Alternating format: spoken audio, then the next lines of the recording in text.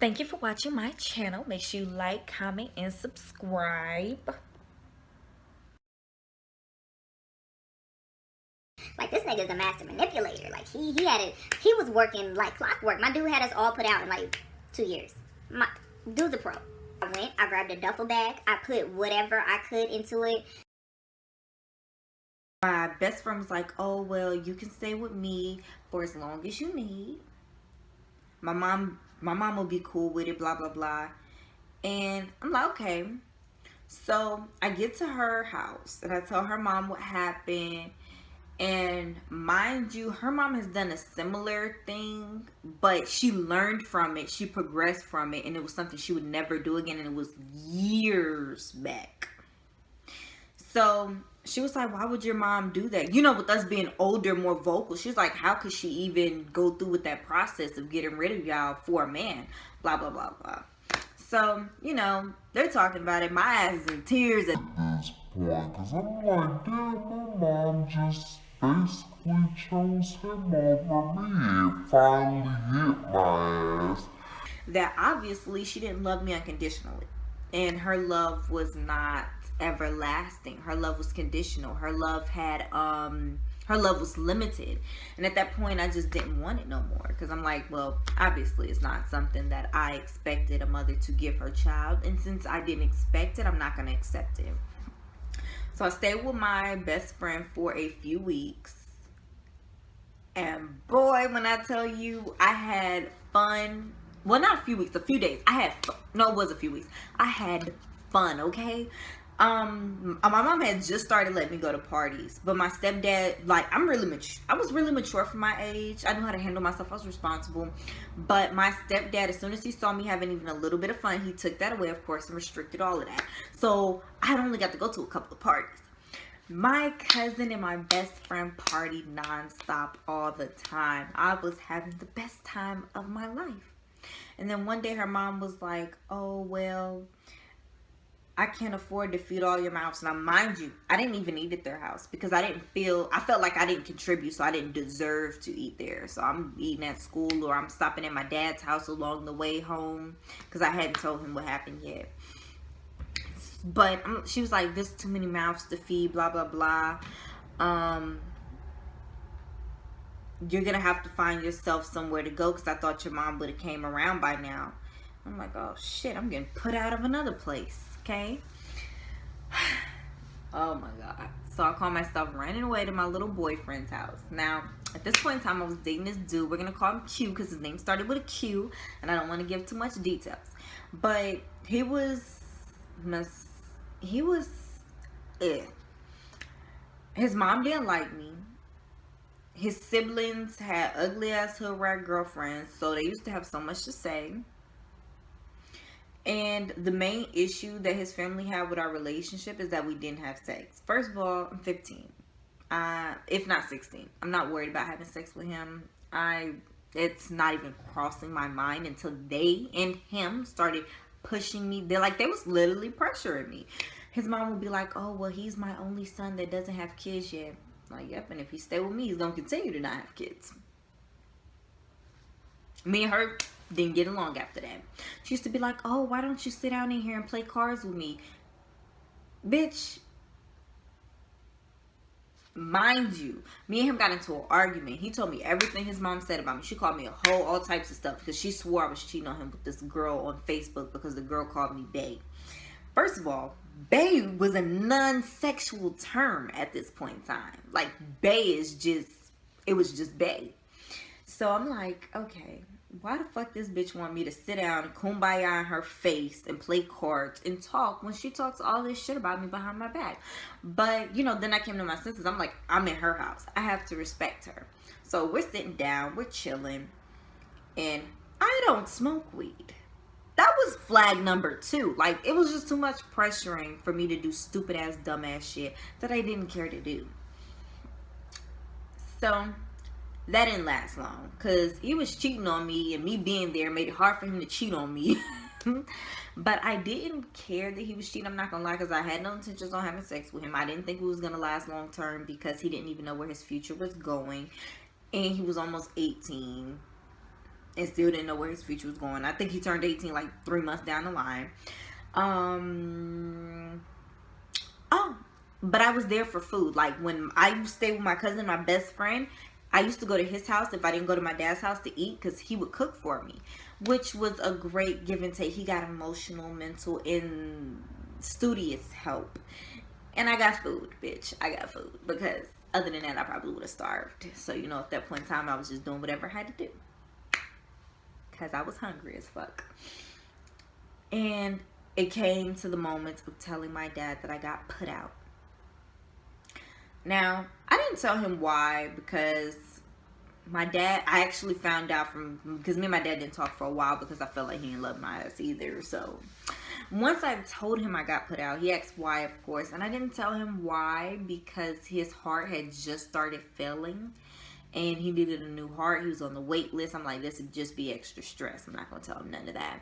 I'm like, oh well, we just weren't seeing eye to eye. Now, going to my dad's house, honestly, my mom made me feel like pure shit, so I guess I was already broken down pretty much. But going to my dad's house, he had all these unrealistic ass expectations for me, okay, because of his girlfriend. His girlfriend's mom was on drugs when she was growing up, so she had to be the adult, she had to pay the bills, etc. So she expected that from me. And I'm like, you do know that places in Winston-Salem do not hire at 14 no more, or 15. They don't want to hire you at 16. And I'm like, there's no way that anywhere is going to hire me. Now, I'm putting in applications. They can see me putting in applications on history on a computer. And secondly, I had ended up getting a depot birth control shot because they said it would regulate my period, which pissed my dad off because at that point in time, he felt like I was having sex. He lost all faith and trust or whatever in me. I wasn't even fucking having sex. My period was just extremely irregular, and I used to literally come on and be bleeding through my clothes at school and not even know. So they said that would help. Did it help? Hell no. I started getting these big ass blood clots. They would be like this big, and I can feel them shits coming out, and they hurt it so bad. And I was on my period for 6 months straight, and I think I had like a couple of days here and there where I wouldn't come on. So all in all, my days off was 2 weeks altogether. I had 14 days off during that whole 6 months. It felt like pure torture. So I was already depressed. I wanted to kill myself over my fucking period, and my mom and my dad. And I got to watch him treat my little sister like a queen. I literally barely had any clothes or any shoes because my grandpa would buy me clothes and shoes whenever he could. Since my mom's new relationship, we weren't getting that. So going school shopping, school supplies, etc. I was more worried about school supplies than clothes because I feel like I can rock anything. I can go to the damn thrift store. I can go to Goodwill. So my grandpa would buy my clothes. So I got to watch my dad shower my little sister with gifts and stuff, and it made me feel like pure shit. Then I got to see how much they go out, how much I'm not invited, etc. And that made me feel like pure shit. Like I didn't feel at home. I didn't feel like this was family, and I didn't feel welcome, to be quite honest, because the girlfriend wanted me to leave because she said my period was too expensive. They used to get into arguments all the time. She was like, oh, well, she eats too much. Now mind you, birth control increases your appetite depending on, you. So they were getting into arguments all the time because she wanted me out.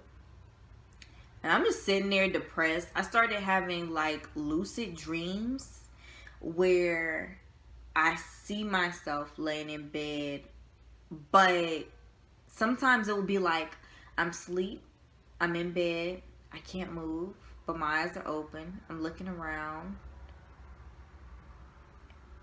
and then all of a sudden I can't breathe no more.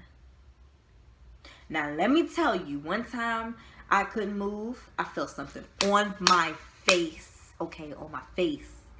And it was like, why the fuck was it a fucking big ass, thick ass spider? I literally had lucid dreams, and whatever the fuck that was, I think it's called sleep paralysis. It started when I moved in with my dad, and it did not go away. Okay, actually it did. Once I got PTSD, it went away real quick. How convenient. But yeah, so it was like really, really depressing 11th grade year. And toward January, my mom decided she wanted to move to Georgia, but with her new job, her hours, and her husband working out of state, she wouldn't have anyone to watch his 2 kids, who were my little brother and sister.